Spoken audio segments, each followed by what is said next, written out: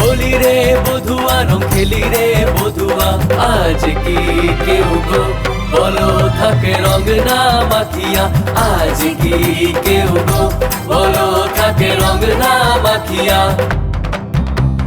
হোলি রে বধুয়া রং খেলি রে বধুয়া হোলি রে বধুয়া রং খেলি রে বধুয়া রঙে ছেয়ে দাও তনু মোর মন নাও রে হরিয়া রঙে ছেয়ে দাও তনু মোর মন নাও রে হরিয়া রাধা রাধা রাধা রাধা কৃষ্ণ কৃষ্ণ কৃষ্ণ রাধা রাধা রাধা রাধা কৃষ্ণ কৃষ্ণ কৃষ্ণ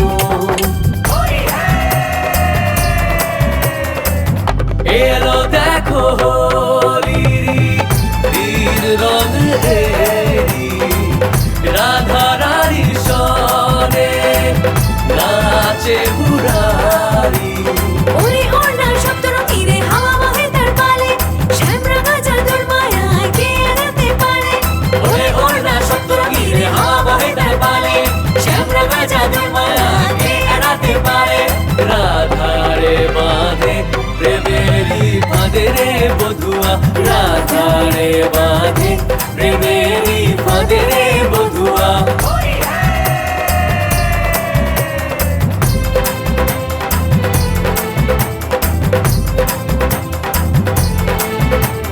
রাধা রাধা রাধা রাধা কৃষ্ণ কৃষ্ণ কৃষ্ণ রাধা রাধা রাধা রাধা কৃষ্ণ কৃষ্ণ কৃষ্ণ রং ভরে মারে যে সবে পিচিকারি রঙিন হয়ে ওঠে ডালো কান্না করি হলো চঞ্চল ধরণী আজি আকাশ রঙে রাঙিল বাঁশির সুর শুনে মুগ্ধ সবে বাতাস শুনে ধ্বনিল হলো চঞ্চল ধরণী আজি আকাশ রঙে রাঙিল বাঁশির সুর শুনে মুগ্ধ সবে বাতাস শুনে ধ্বনিল আজ দ্বারকাপতি খেলেন দেখো হোলি রে বধুয়া আজ দ্বারকাপতি খেলেন দেখো হোলি রে বধুয়া হোলি রে বধুয়া রং খেলি রে বধুয়া হোলি রে বধুয়া রং খেলি রে বধুয়া আজ কি কেউ গো বলো থাকে রং না মাখিয়া আজ কি কেউ গো বলো থাকে রং না মাখিয়া পাওয়ার তরে প্রেম করে জগতে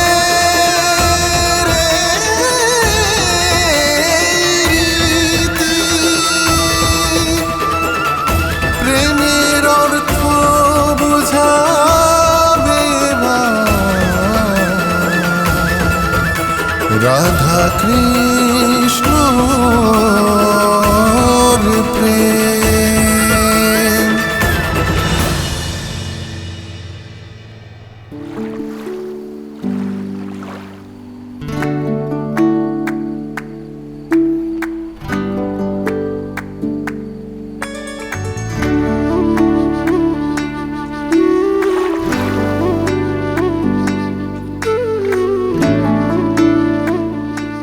এটা হলো আমার শেষ দোল খেলার রং এটা নিজে থেকেই উঠুক তাহলে তো এই রং মনে দাগ কেটে যাবে।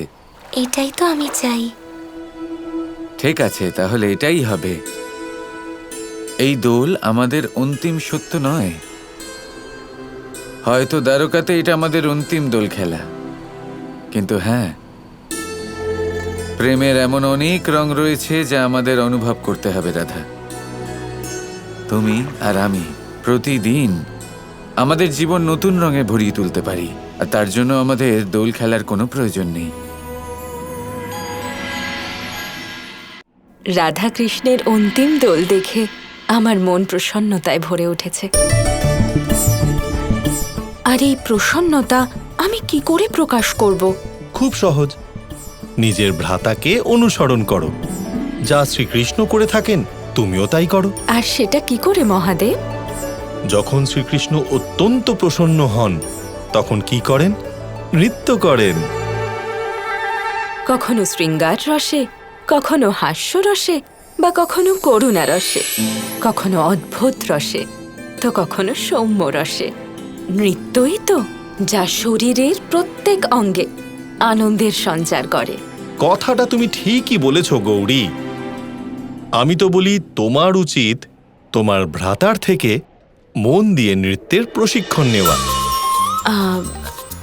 মহাদেব, আপনি আপনার আরাধ্যের কাছে অনুরোধ করুন না, যাতে উনি নৃত্য করেন, যাতে ওনার নৃত্য দেখে আমিও নৃত্য শিখতে পারি। না না গৌরী, আমাকে ক্ষমা করো। আমি কেন ভাই বোনের মধ্যে আসতে যাব? তুমি নৃত্য শিখবে, তোমার ভাই নৃত্য তোমায় শেখাবেন। সরাসরি ভাইয়ের সাথে কথা বলো। মহাদেব, বোনের থেকেও বেশি গুরুত্বপূর্ণ হলো আরাধ্যের সম্পর্ক। মহাদেব, আপনি কথা বলুন না। আমি ঠাট্টা করছিলাম। কথাটা তুমি ঠিকই বলছো, কিন্তু এটাও জেনে রাখো যে এই ব্যাপারে শ্রীকৃষ্ণ না আমার কথা শুনবেন আর না তোমার কথা। এটা তো ঠিক বলেছেন আপনি। শ্রীকৃষ্ণকে দিয়ে যদি কেউ কোনো কাজ করাতে পারেন, তিনি হলেন দেবী রাধা। কিন্তু দেবী রাধাকে নিজের হৃদয়ের কথা কি করে বলবো? কেন? এটা তো অত্যন্ত সহজ ব্যাপার। উনি তোমার সখী হন না? সখীর কাছে নিজের মনের কথা বলার সংকোচ কোথায়? আর সব থেকে ভালো ব্যাপার হলো এই যে একজন সখীর অন্যজন সখীর কাছে নিজের মনের কথা বলার প্রয়োজনই পড়ে না, কারণ সখী তো তার অন্য সখীর মনের কথা এমনি বুঝতে পারেন।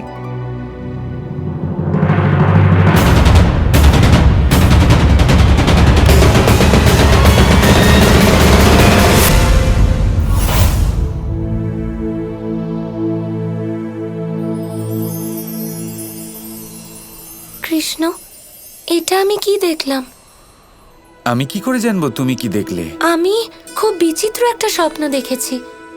আমি দেখলাম যে তুমি নৃত্য করলে, আর তাও অন্তরিক্ষে। এমন মনে হলো যেন তোমার নৃত্য দেখার জন্য সমগ্র ব্রহ্মাণ্ড অধীর। দেব, গন্ধর্ব সবাই তোমার সাথে নৃত্য করতে চাইছেন। এটা তো তোমার স্বপ্নই ছিল রাধা। এটা প্রাতঃকালের স্বপ্ন ছিল কৃষ্ণ। এটা ঠিক সত্যি হবে। তুমি এখনো বুঝতে পারলে না রাধা। তোমার স্বপ্ন হোক বা তোমার যে কোনো ইচ্ছেই হোক, তোমার সেই স্বপ্ন তুমি গভীর রাত্রেই দেখো বা সকালবেলায় দেখো, সেই স্বপ্ন পূরণ হবেই। যদি তাই হয়ে থাকে তাহলে অন্তিম দোল উৎসবের পরে মনে আরো একটা ইচ্ছে আছে কৃষ্ণ। আমি অন্তিমবার তোমার মহারাজ দেখার স্বপ্ন অনুভব করতে চাই।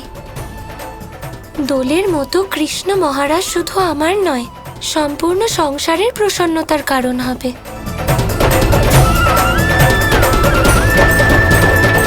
সেটা ঠিকই বলেছ রাধা। রাসের ফলে এমন আনন্দ লাভ করি যে আমিও খুব প্রসন্ন হয়ে যাই। চিন্তা একটা কারণেই হচ্ছে রাধা, যে এই পরিস্থিতি থেকে ফেরার পরে পরিণাম কি হবে। তবে কি রাসের সময় আমরা সমাধিস্থ থাকি কৃষ্ণ?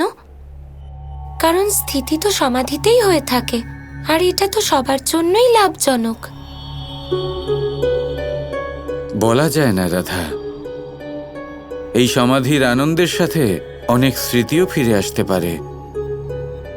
হয়তো আমরা ধনাত্মক শক্তির দিকে অগ্রসর হতে পারি, হয়তোবা নেতিবাচক শক্তি আমাদেরকে আকর্ষিত করতে পারে। এই বিচার যে কোনো দিকে যেতে পারে রাধা। কৃষ্ণ, তুমি এই ব্যাপারে চিন্তা করো না। তোমার উত্তর তো আমিই, তাই না? তুমি হলে আমার প্রেম রাধা। কিন্তু কিন্তু কিন্তু করো না। এবার আর তুমি কথাও ঘুরিও না। এখন শুধু তুমি আমায় নৃত্য করে দেখাও। শ্রীকৃষ্ণ রাধার কথা শুনতে এত সময় নিচ্ছেন কেন? উনি কি রাধার ঔৎসুক্য বুঝতে পারছেন না? আমিও বুঝতে পারছি না। দেখো না, নৃত্যের জন্য উচিত পরিস্থিতি তো এখন। তাহলে শ্রীকৃষ্ণ এত কি ভাবছেন? কৃষ্ণ কৃষ্ণ কৃষ্ণ কৃষ্ণ